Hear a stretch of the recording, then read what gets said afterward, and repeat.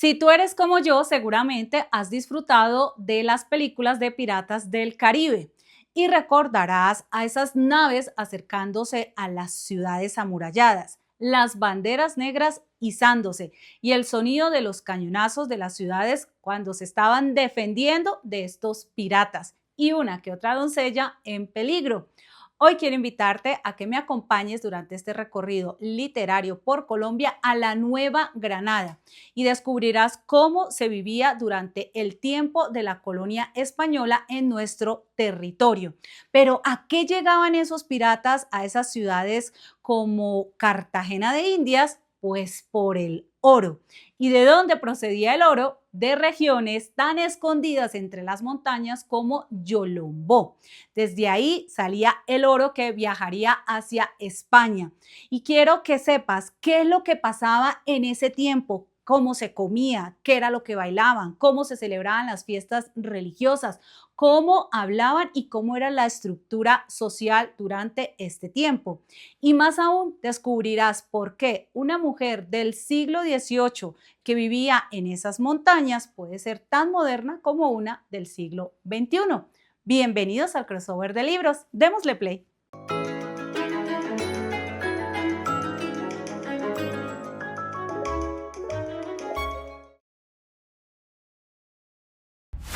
Vamos a iniciar este recorrido con un territorio que está entre las montañas en el departamento de Antioquia, de la cual es capital Medellín, esta ciudad tan famosa que si tú no eres de nuestro país, has escuchado hablar por hoy en día el reggaetón. Pero más allá de esto, esta zona de Colombia es rica en minerales y en especial en el oro. Y allá es a donde vamos a partir en este primer libro del cual les voy a hablar hoy, que se llama La Marquesa de Yolombó, de Tomás Carrasquilla, y que fue publicado en 1928. Imagínense en un territorio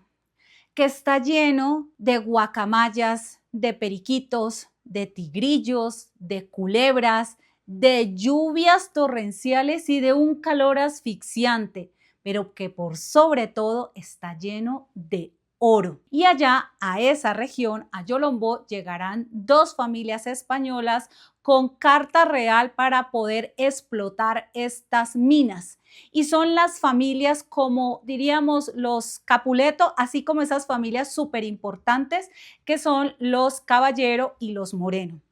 De la familia de los Caballeros hay una chica que esa sí es fuera de concurso. ¿Cómo será que la familia le dice que es nuestra loquita tolerada?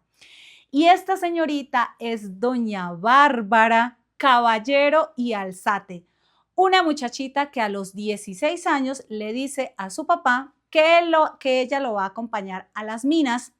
que en la casa ya está aburrida de estar bordando y de no hacer nada y de ver a sus otras hermanas jugar las cartas, que era como más se entretenían las señoritas blancas de este tiempo, y que era mejor ir a hacer otra cosa. Y el papá se la lleva para las minas pensando que eso es una novelería de ella, que eso se le va a pasar, que apenas se dé cuenta cómo es ese trabajo, cómo es el trato con los africanos, con los zambos, con los indios, ella se va a aburrir allá. Pero ¿qué creen? Pasa todo lo contrario. Y esta muchachita lo que hace es ponerle orden a esa mina y se hace querer tanto de los trabajadores esclavizados para ese tiempo, tanto africanos como indígenas, que la llaman la amita de oro, porque ella los trata bien, ella los cuida sin asco cuando se enferman, ella siempre está pendiente que tengan la barriga llena con cerdo, con morcilla, que los sábados les reparte dulce de guayaba y chicha y miel y que les habla sin prepotencia y además que se ha interesado tanto por esta explotación del oro que se aprende de cabo a rabo cómo es todo el proceso e incluso empieza a darle ideas a su papá para hacerlo mucho mejor. Y cuando el papá se da cuenta que esto no se le pasa, que esta muchachita de allá no quiere salir, pues no tiene más remedio. Y esto es algo interesante aquí porque cuando nosotros vemos en las novelas que nos están referenciando tiempos antiguos, nos damos cuenta qué tan importante es esa figura paterna o también el esposo para que las mujeres de ese tiempo pudiesen desarrollar todo su talento. Y aquí nos va a pasar esto, que ella recibe el apoyo de su papá, que a los demás hombres de buena sociedad de esta familia les parece que la chica es muy buena y que no tiene nada de malo que quiera ser minera, porque esto es justamente en lo que ella se convierte. Cuando alcanza la mayoría de edad, le arrienda a ella una parte de esas minas a su papá y forma su propio negocio. Ustedes pueden creer esto, una mujer del siglo XVIII administrando su propia mina. Y es lo que nosotros vamos a encontrar aquí en La Marquesa de Yolombó, en una narración que es riquísima por el lenguaje que utiliza, porque aquí nos vamos a ir a ese tiempo donde habían palabras como agora, mesmo, asina, varón y varona, y todas estas inflexiones y esta forma de hablar tan característica de los indígenas, pero en especial de los esclavos africanos, que son muy importantes en esta narración porque, como les digo, ellos con personajes como Sacramento y Narcisa están ahí a la ayuda, pero también a la disposición de esta amita de oro a la que protegen. Y hay otro elemento característico de este tiempo, de esta narración costumbrista, donde nosotros vamos a darnos cuenta qué tan importante era para esta sociedad, para este pequeño Yolombó, la religión, pero también todo el tema de brujería, todo el tema de hechicería, todo el uso de las hierbas, de esos saberes ancestrales que traían los africanos que venían principalmente del Congo y que van a introducir junto con la religión, con los santos, con las misas, con las fiestas del Corpus Christi, con las fiestas de San Juan, cómo era que hacían esta mezcla. Y cómo hay un término acá que es los ayudados, y es como estas personas que tenían como estos favores a través de unos rezos y de unos monigotes para que todo les saliera bien. Y en efecto, a nuestra doña Bárbara Caballero y Alzate, todo le sale bien durante casi 30 años hasta que pues deja de salirle bien, porque si no sería una novela muy aburrida. Y el final de esta novela a mí me causó mucha tristeza, pero no quiero spoilearla, pero sí invitarlos a que se acerquen a esta novela por la riqueza de las descripciones que nos va a presentar aquí el autor. Es una novela donde nosotros vamos a ver cómo se vivían en estas zonas mineras, cómo estaba formada esta sociedad, los juegos, las comidas, las festividades y además ese rico uso del lenguaje. Insisto, yo me reía leyendo los pasajes, y es que ni siquiera se las he mostrado, los pasajes de los negros cuando están hablando de los africanos, en esa forma tan particular de ver el universo y a su amita de oro. Esta es una de las novelas más importantes de nuestro país para referenciarnos ese momento, esa extracción minera y cómo estaba constituida la sociedad de la colonia, y por eso quiero invitarlos a que se acerquen a La Marquesa de Yolombó. Es un poquito extensa, va a ser retadora por el lenguaje, pero está tan bien construida y es tan entretenido ver este paso a paso y este crecimiento de esta marquesa, y que además ustedes van a saber por qué hay una marquesa en Yolombó. Es por eso que los invito a que se acerquen a La Marquesa de Yolombó.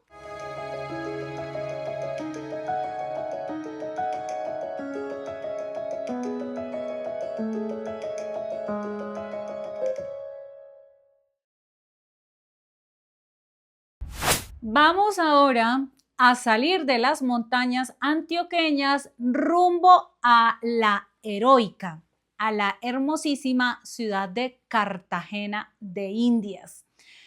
Si ustedes han tenido la oportunidad, como yo, de visitar esta ciudad, se habrán sorprendido con las murallas, con la zona antigua, y es muy difícil no trasladarse uno en la mente hacia ese tiempo en donde los piratas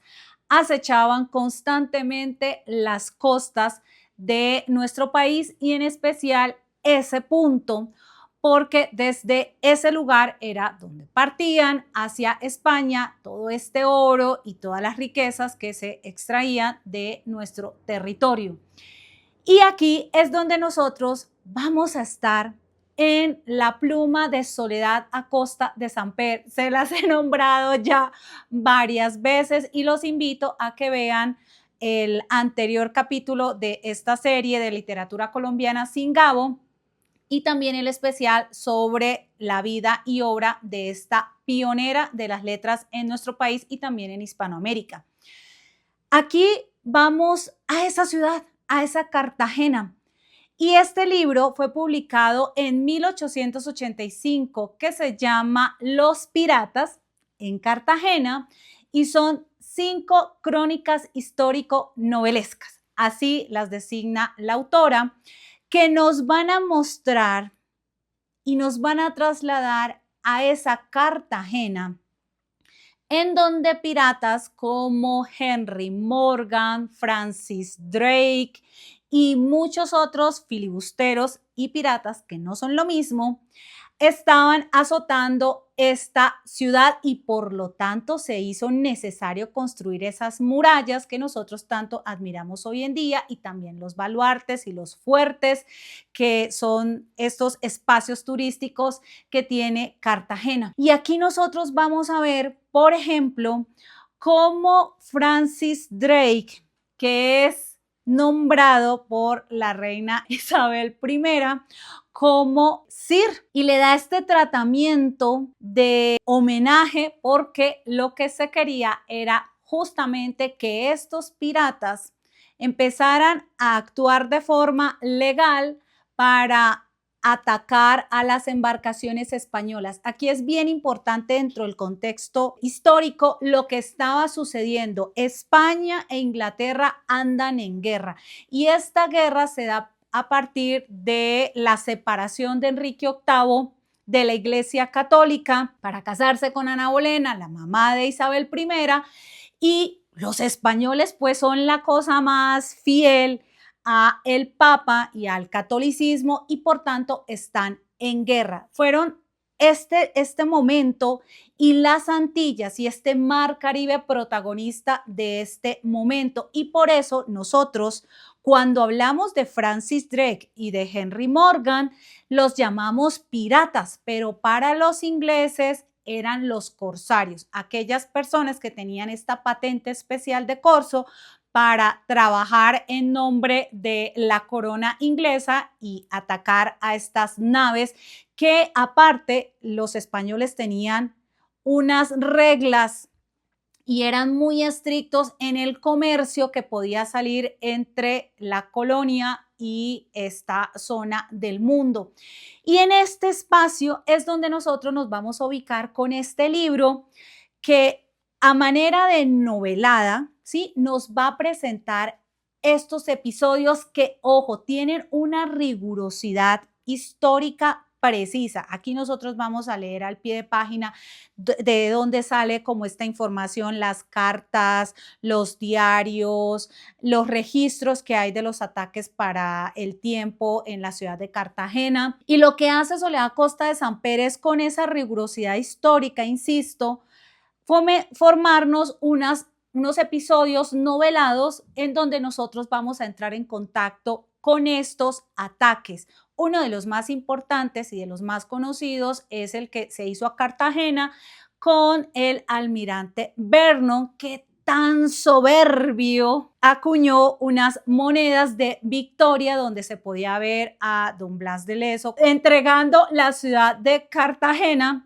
Y hoy en día es uno de los atractivos turísticos que a uno le muestran en los museos, pero aquí Soledad nos cuenta ese episodio que tiene la particularidad de que viene con una narración de una chica que fue raptada en Portobelo, que es Panamá y que para ese tiempo hacía parte de la Nueva Granada y que fue vendida casi y traicionada por su mulata, por su dama de compañía hacia un marino inglés que se la raptó y se la llevó para Londres y la pobre muchacha porque no podía hacer más nada que hace una pobre mujer sola por allá, que verse obligada a aceptar a este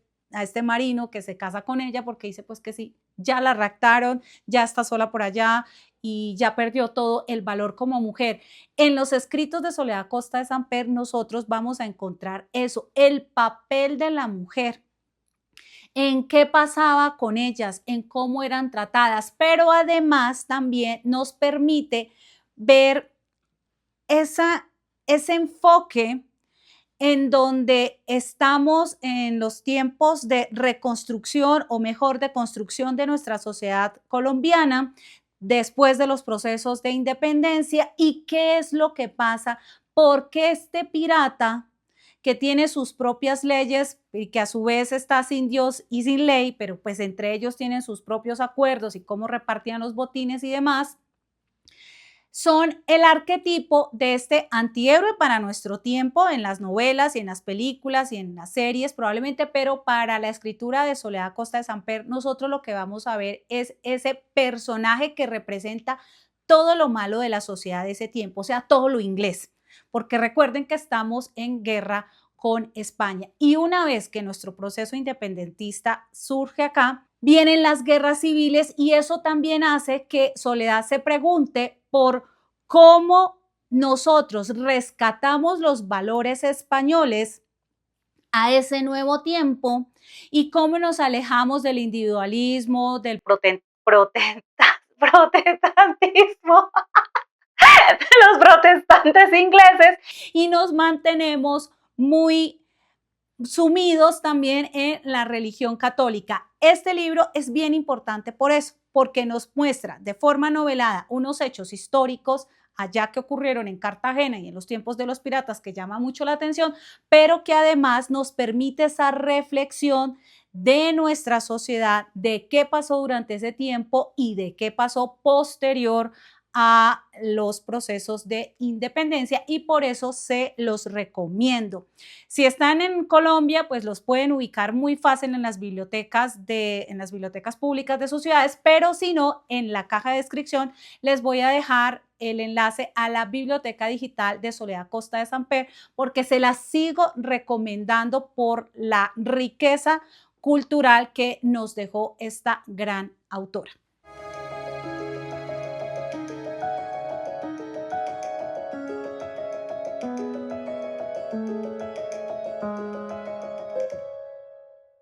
Con este viaje a la colonia, a las montañas de Yolombó, con esta mujer, con esta marquesa, doña Bárbara Caballero y Alzate, que también aprendió a leer, a escribir y que todo lo que se propuso lo logró,